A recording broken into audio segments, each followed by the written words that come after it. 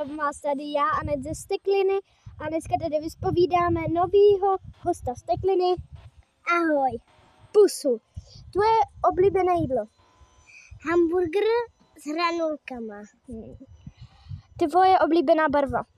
Fialová. Co by si dělala, kdyby si měla v Steklinu? Volízala se.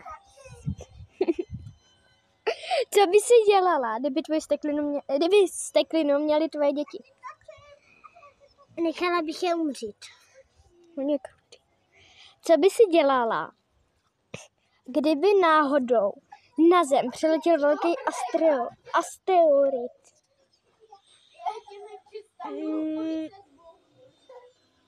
Šla bych pryč. Tak, co by si dělala, kdyby si vyhrála v loterii 20 miliard korun? Za co by si je prodala nebo koupila? Za televizu? 20 miliard za televizi, že toto televize musí být velká. 20 miliard za televizi. No a to je vše. Končím a loučí se s vámi Anet ze Stekliny. Čus!